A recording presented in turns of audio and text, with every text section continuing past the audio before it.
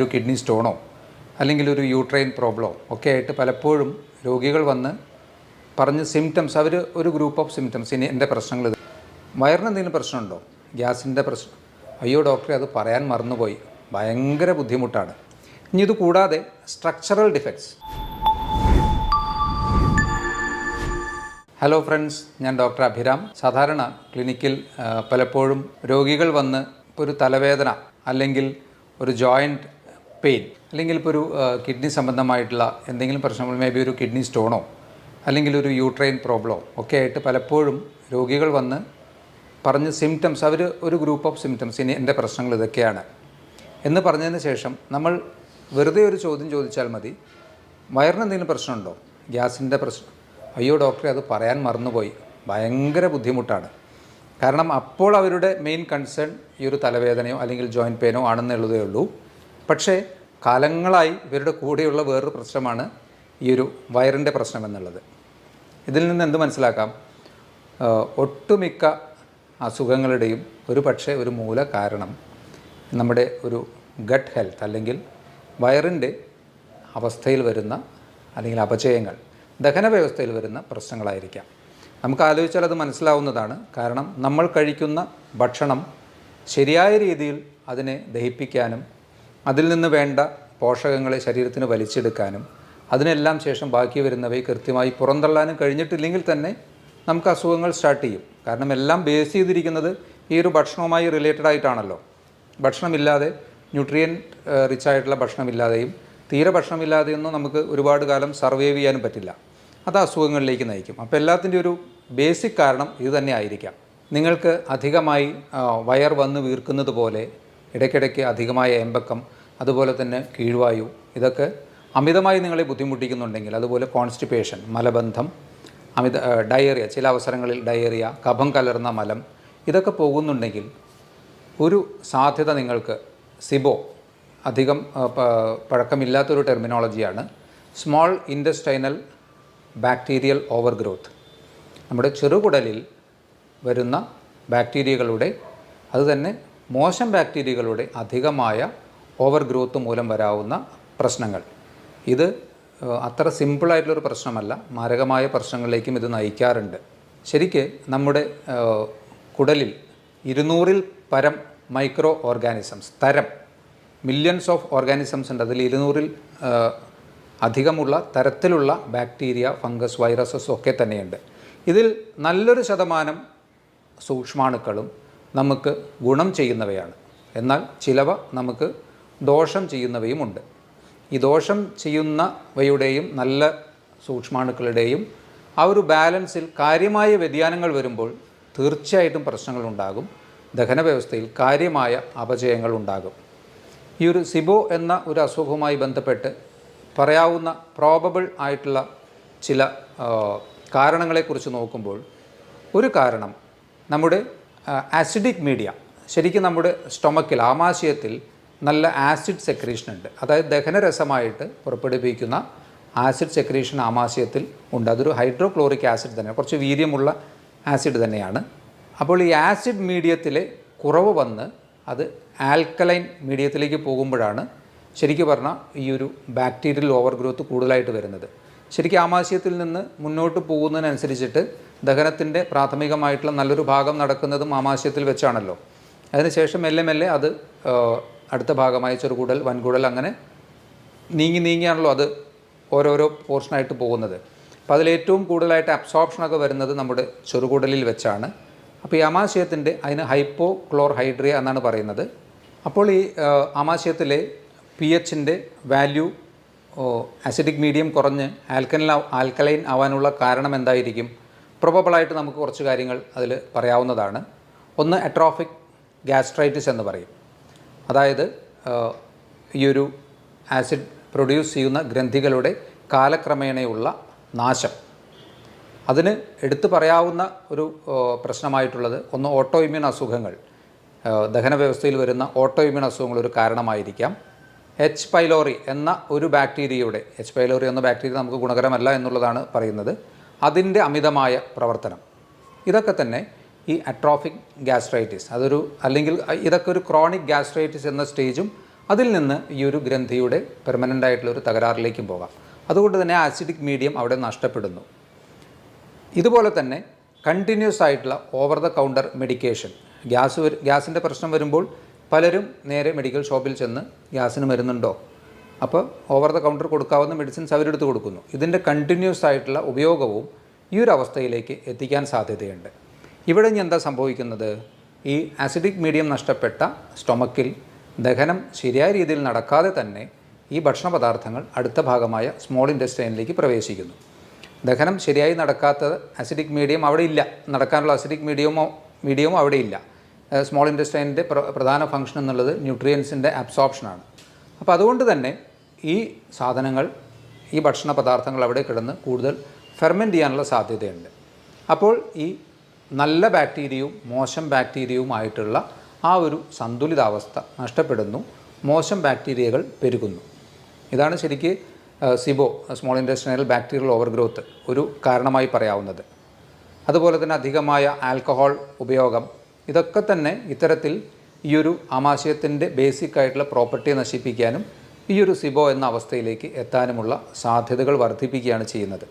അപ്പോൾ ഇതിൻ്റെ കാരണങ്ങളിലൊന്ന് ഇപ്പോൾ ഓൾറെഡി പറഞ്ഞ ഈ 2 ബാക്ടീരിയകളുടെ പ്രപ്പോർഷനിൽ വരുന്ന മോശം ബാക്ടീരിയകളുടെ ഓവർ ഗ്രോത്ത്, 2 ഹൈപ്പോക്ലോർഹൈഡ്രിയ, അതായത് ആസിഡിക് മീഡിയം നഷ്ടപ്പെടുന്ന ഒരു പ്രശ്നം. മൂന്നാമതായി പറയാവുന്നത് ലോ മോട്ടിലിറ്റിയാണ്. അതായത് നമ്മുടെ വായിൽ നിന്ന് ഭക്ഷണം കഴിച്ച് അത് അവസാനം മലാശയത്തിലൂടെ അതിൻ്റെ വേസ്റ്റ് പ്രൊഡക്ട്സ് പുറത്തേക്ക് പോകുന്ന ആ ഒരു ടൈം ഫാക്ടറിൽ വരുന്ന വ്യതിയാനം, ഈ ഒരു ദഹന വ്യവസ്ഥ കുറച്ച് ലോ അല്ലെങ്കിൽ സ്ലോ ആകുന്നതിൻ്റെ ഭാഗമായിട്ടും കൂടുതൽ സമയം ഭക്ഷണ പദാർത്ഥങ്ങൾ കെട്ടി നിൽക്കാനും ഫെർമെൻറ്റഡ് ആവാനും ഈ ഒരു ബാക്ടീരിയയുടെ ഓവർ ഗ്രോത്ത് വരാനും സാധ്യതയുണ്ട്. ആൽക്കഹോളിൻ്റെ അബ്യൂസ്, ഇത് രണ്ടും തമ്മിലുള്ള വ്യത്യാസം നിങ്ങൾ മനസ്സിലാക്കിയാൽ അതിലത്തെ പ്രശ്നം കഴിഞ്ഞു. പലരും അതിലേക്കൊരു ഡിപ്പെൻഡൻസിയിലേക്കോ അല്ലെങ്കിൽ ടു ഫ്രീക്വൻ്റ് ആയിട്ടുള്ള ആൽക്കഹോൾ കൺസംഷനിലേക്കോ പോകുമ്പോൾ ആൽക്കഹോൾ തീർച്ചയായിട്ടും കഴിക്കാതിരിക്കുക തന്നെയാണ് നല്ലത്. എന്നാലും അതിനെ മിനിമലൈസ് ചെയ്യാനും അതിനെ ലിമിറ്റ് ചെയ്യാനും പറ്റാത്തവർക്ക് ഈ ഒരു പ്രശ്നം വരാനുള്ള സാധ്യതകൾ കൂടുതലാണ്. ഇനി ഇത് കൂടാതെ സ്ട്രക്ചറൽ ഡിഫക്ട്സ്, അതായത് നമ്മുടെ ദഹന വ്യവസ്ഥയിൽ ഇൻറ്റസ്റ്റൈനിൽ പല ഭാഗത്തായി വരുന്ന ഫിസ്റ്റുലകൾ അല്ലെങ്കിൽ ഡൈവർട്ടിക്കുലം, പൗച്ച് പോലെയുള്ള ഭാഗങ്ങൾ, അതായത് ബാഗ് പോലെയൊക്കെ ഇതിൽ നിന്ന് പുറത്തേക്ക് തള്ളി നിൽക്കുന്ന ഭാഗങ്ങൾ ഒക്കെ തന്നെ അതിലൊക്കെ ഈ ഭക്ഷണ പദാർത്ഥങ്ങൾ നിന്നിട്ടും ഇത്തരത്തിലുള്ള ഒരു അവസ്ഥയിലേക്ക്, അത് സ്ട്രക്ചറൽ ഡിഫക്ട്സ് എന്ന് പറയാം, അതിലൂടെയും ഈ ഒരു സിബോ എന്ന അവസ്ഥയിലേക്ക് എത്താൻ സാധ്യതയുണ്ട്. ആർക്കൊക്കെയാണ് ഈ ഒരു അസുഖം വരാൻ കൂടുതൽ സാധ്യതയുള്ളത്? ഒന്ന്, ക്രമം തെറ്റിയിട്ടുള്ള ഭക്ഷണം കഴിക്കുന്നവർക്ക് തീർച്ചയായും സാധ്യതകൾ കൂടുതലാണ്. മെൻ്റൽ സ്ട്രെസ്സ് കൂടുതലുള്ളവർക്ക് സാധ്യത കൂടുതലാണ്. ഏജ് അഡ്വാൻസ് ചെയ്യുന്നതിനനുസരിച്ച്, ഏജ് കൂടുന്നതിനനുസരിച്ചിട്ട് ഈ ഒരു അസുഖത്തിനുള്ള ടെൻഡൻസി കൂടി വരുന്നു. ആൽക്കഹോൾ അബ്യൂസ്, ആൽക്കഹോൾ കൂടുതലായി കഴിക്കുന്നവർക്ക് വരാനുള്ള സാധ്യതകൾ കൂടുതലാണ്. പാർക്കിൻസണിസം പോലെയുള്ള അസുഖങ്ങളുള്ളവർ, അതുപോലെ തന്നെ ഹൈപ്പോതൈറോയിഡിസം പോലെയുള്ള അസുഖങ്ങളുള്ളവർ ഒക്കെ തന്നെ ഈ ഒരു സിബോ ഡെവലപ്പ് ചെയ്യാൻ ടെൻഡൻസി ഉള്ളവർ, കൂടുതൽ സാധ്യതയുള്ളവർ എന്ന് പറയേണ്ടി വരും. കിഡ്നി അസുഖങ്ങളുള്ളവർക്കും ഈ ഒരു അസുഖത്തിനുള്ള ടെൻഡൻസി കൂടുന്നു. ഡയബറ്റീസ് പോലെയുള്ള അസുഖങ്ങളുള്ളവർക്ക്, അതുപോലെ തന്നെ ഓൾറെഡി നമ്മുടെ ദഹന വ്യവസ്ഥയുമായി പ്രശ്നങ്ങളുള്ളവർ, for example IBS, irritable bowel syndrome, ഇതും വളരെ കോമൺ ആയിട്ടുള്ളൊരു അസുഖമാണ്. ഇത്തരത്തിലുള്ള അസുഖങ്ങളുള്ളവർക്കും അതുപോലെ മറ്റ് ഓട്ടോഇമ്യൂൺ അസുഖങ്ങൾ ടെൻഡൻസിയൊക്കെ ഓൾറെഡി ശരീരത്തിലുള്ളവർക്കൊക്കെ ഈ ഒരു അവസ്ഥയിലേക്ക് പോകാനുള്ള സാധ്യതകൾ കൂടുതലാണ്. ഈ ഒരു അവസ്ഥയിലൂടെ നമുക്ക് വരാവുന്ന പ്രശ്നങ്ങളൊക്കെ എന്തൊക്കെയാണ്? ശരിക്കും ഏറ്റവും ഗുരുതരമായി സംഭവിക്കാവുന്ന പ്രശ്നങ്ങൾ അബ്സോർപ്ഷൻ ഡിഫക്ട്സ് ആണ്.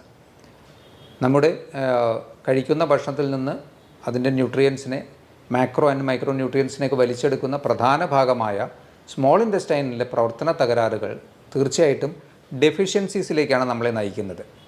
അതിൽ തന്നെ ഇപ്പോൾ നിങ്ങൾ അകാരണമായി നിങ്ങൾക്ക് കൈകാലുകൾ തരിപ്പ്, നിങ്ങൾ നല്ല ഗ്യാസിൻ്റെ പ്രശ്നമുള്ള ഒരാളാണ്, കുറേ വർഷങ്ങളായിട്ട് ഈ ഒരു പ്രശ്നമുള്ള ആളാണ്, കാലക്രമേണ നിങ്ങൾക്ക് മറ്റ് പ്രശ്നങ്ങളൊന്നും നോക്കുമ്പോൾ, ഫോർ എക്സാമ്പിൾ ഒരു ഡയബറ്റീസ് ഇല്ല, അല്ലെങ്കിൽ മറ്റ് പ്രത്യക്ഷത്തിൽ വേറെ നിങ്ങൾക്ക് പ്രശ്നമൊന്നുമില്ല, പക്ഷേ നിങ്ങൾക്ക് കൈകാലുകൾ തരിപ്പ്, കടച്ചിൽ, അല്ലെങ്കിൽ സൂചി കൊണ്ട് കുത്തുന്ന പോലെയുള്ള ചില ടൈപ്പ് ഓഫ് സെൻസേഷൻസ് ഇതൊക്കെയുണ്ട്.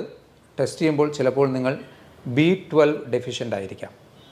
കാരണം ഈ അസുഖം മൂലം ഓൾറെഡി നിങ്ങൾക്ക് നിങ്ങൾ തിരിച്ചറിയാതെ പോയ ഈ അസുഖം കാരണം നിങ്ങൾ B12 ഡെഫിഷ്യൻ്റ് ആവുന്നു.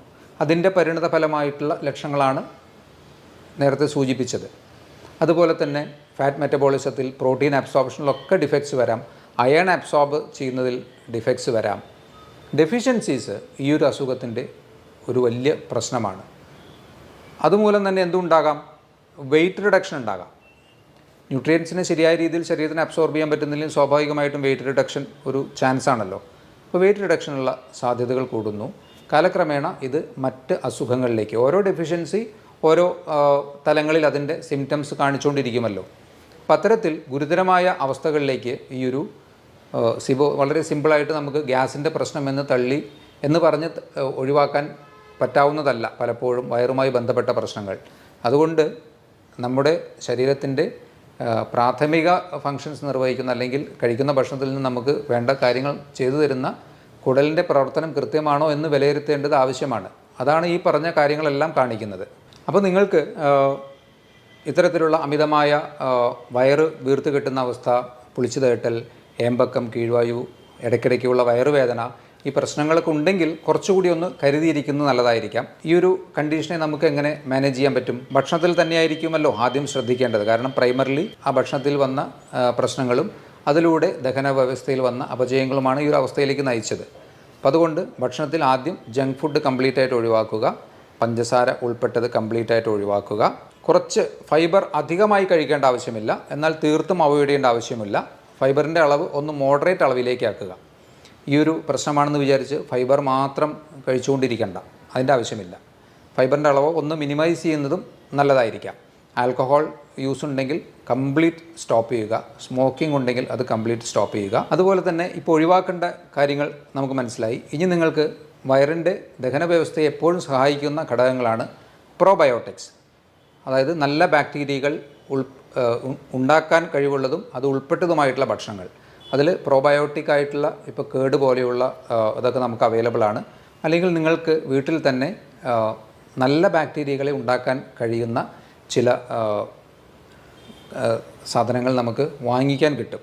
അതിനെ നിങ്ങൾക്ക് അതിലെ ഇൻസ്ട്രക്ഷൻസ് അനുസരിച്ച് പ്രിപ്പയർ ചെയ്ത് അതിൽ മില്യൺസ് ഓഫ് ബാക്ടീരിയ പെർ ഇത്ര ml എന്ന ഒരു കണക്കിൽ നമുക്ക് ഉണ്ടാക്കാൻ പറ്റും. അത് കഴിക്കുന്നത് തീർച്ചയായിട്ടും ഇത്തരത്തിലുള്ള പ്രത്യേകിച്ച് ഓട്ടോഇമ്യൂൺ ടെൻഡൻസികളോ അല്ലെങ്കിൽ ഇതുപോലുള്ള സിബോ പോലെയുള്ള അസുഖങ്ങളൊക്കെ ഉള്ളവർക്ക് നല്ല രീതിയിൽ ഗുണം ചെയ്യുമെന്നുള്ളതാണ്. അപ്പോൾ അതൊന്ന് നോക്കി നിങ്ങൾക്ക് ആ രീതിയിൽ ചെയ്യാവുന്നതാണ്. തൈര് പോലെയുള്ള ഭക്ഷണങ്ങളൊക്കെ നമുക്ക് ഭക്ഷണത്തിൽ ഒരു മോഡറേറ്റ് ലെവലിൽ ഉൾപ്പെടുത്താം. അതുപോലെ സിട്രസ് ഫ്രൂട്ട്സ് ഫെർമെൻറ്റ് ചെയ്യാനും അതുപോലെ നല്ല ബാക്ടീരിയകളെ നല്ല രീതിയിൽ ബാക്ടീരിയകളെ ഉണ്ടാക്കാൻ കഴിയുന്ന ഒരു മോഡറേറ്റ് അളവിലുള്ള സിട്രസ് ഭക്ഷണങ്ങൾ തീർച്ചയായിട്ടും കഴിക്കാവുന്നതാണ്. ഇനി നിങ്ങൾക്ക് ഒട്ടുമിക്ക ആൾക്കാരും പറയും പയറുവർഗ്ഗങ്ങൾ കഴിച്ചാലാണ് പ്രശ്നം, പരിപ്പ് വർഗ്ഗങ്ങൾ കഴിച്ചാലാണ് പ്രശ്നം. പലപ്പോഴും അത് തന്നെയാണോ പ്രശ്നം എന്ന് ഒന്ന് കൺഫേം ചെയ്യുന്നത് നല്ലതായിരിക്കാം. അതിന് നമുക്ക് എലിമിനേഷൻ മെത്തേഡ് ഉപയോഗിക്കാം. ഇപ്പോൾ നിങ്ങൾക്ക് പ്രശ്നം എന്ന് തോന്നുന്ന ഭക്ഷണങ്ങളിൽ നിന്ന് നിങ്ങൾ ഒരു മാസം കംപ്ലീറ്റ് ആയിട്ട് അതിനെല്ലാം സ്റ്റോപ്പ് ചെയ്ത് വയ്ക്കുക. അപ്പോൾ നിങ്ങളുടെ അവസ്ഥ എന്താണെന്ന് നോക്കുക.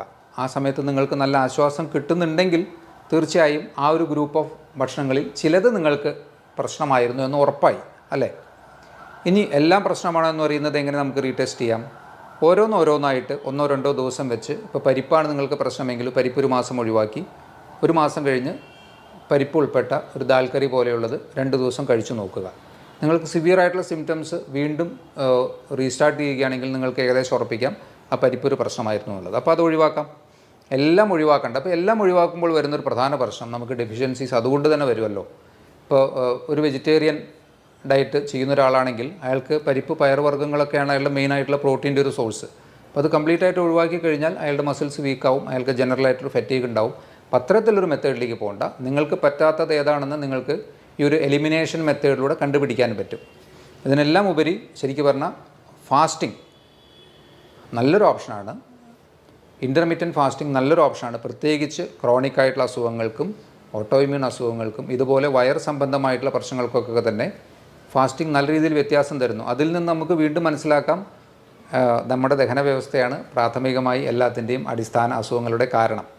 കാരണം ഫാസ്റ്റിങ്ങിലൂടെ നിങ്ങൾക്ക് വയറിന് ആശ്വാസം കിട്ടുന്നു, അതിനോടൊപ്പം തന്നെ മറ്റ് അസുഖങ്ങൾക്കും വ്യത്യാസം കിട്ടുന്നു.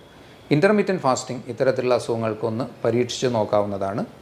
ഇത്രയും കാര്യങ്ങൾ ഒന്ന് ഈ ഒരു സിബോവുമായി അറിഞ്ഞിരിക്കുക. ഡെഫിഷ്യൻസീസ് വരുന്നുണ്ടെങ്കിൽ അതുപോലെ അൺഇൻറ്റൻഷണൽ നമ്മൾ ആലോചിക്കാതെ മറ്റ് കാരണങ്ങൾ അകാരണമായി വരുന്ന വെയിറ്റ് ലോസ് ഉണ്ടെങ്കിലൊക്കെ തന്നെ നിങ്ങൾ തീർച്ചയായിട്ടും ഒന്നുകൂടി ശ്രദ്ധിക്കുകയും ഒരു ഡോക്ടറുടെ കൃത്യമായ നിർദ്ദേശങ്ങൾ സ്വീകരിക്കുകയും ചെയ്യേണ്ടതാണ്. ഇതുപോലുള്ള മറ്റൊരു ടോപ്പിക്കുമായി വീണ്ടും കാണാം. ബൈ.